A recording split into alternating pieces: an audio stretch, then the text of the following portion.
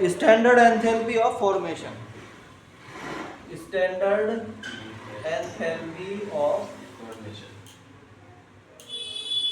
Formation, standard enthalpy of formation किसे बोलते हैं?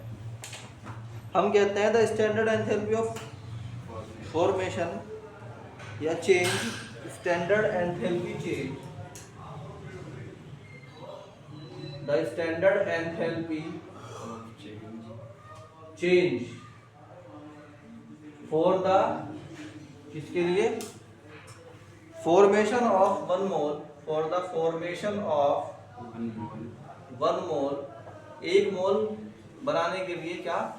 सब्सटेंस या compound of a, compound of a, एक कंपाउंड का वन मोल डेवलप करने के लिए जो एंथैल्पी चेंज होगा, ठीक है नहीं है, from its element, from its element in their, जबकि वो किसमें हो? देयर स्टैंडर्ड फॉर्म में हो। किसमें हो भाई? वे स्टैंडर्ड फॉर्म में हो, तब क्या कहलाता है? Called standard enthalpy formation, standard enthalpy of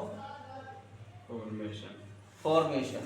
ठीक, एग्जाम्पल तो समझ में आएगा क्या फॉर्म हुआ। फॉर एग्जाम्पल कि तुमने जो है हाइड्रोजन ली और ऑक्सीजन ली, H2 लिया और O लिया, O2 को O लिखने का तरीका है 1/2 O2 कर दो, इसका मतलब O ही है, ये 2 से 2 कट गया तो O ही बचा।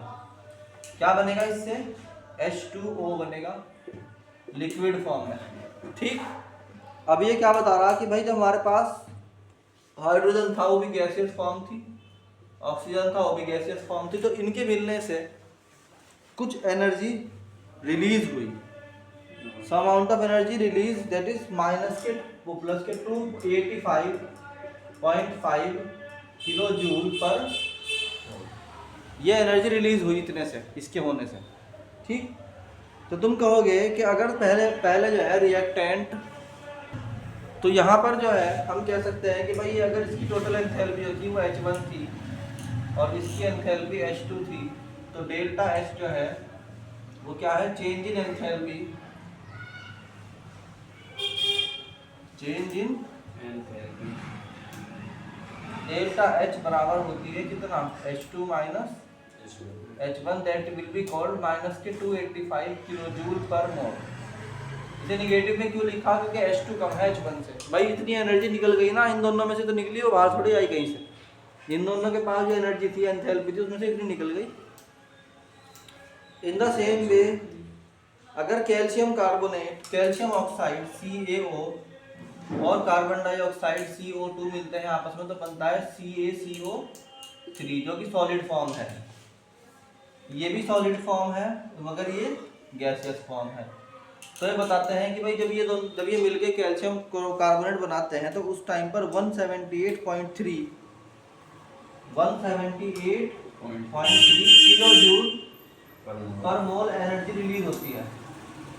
तो अगर हम कहें कि भाई इसकी एंथैल्पी टोटल जो थी वो H1 थी, इसकी एंथैल्पी H2 थी, तो हम बोलेंगे एंथैल्पी ऑफ फॉर्मेशन। देखो यहाँ पे ध्यान दो कि यहाँ कोई बड़ा कंपाउंड बन रहा है,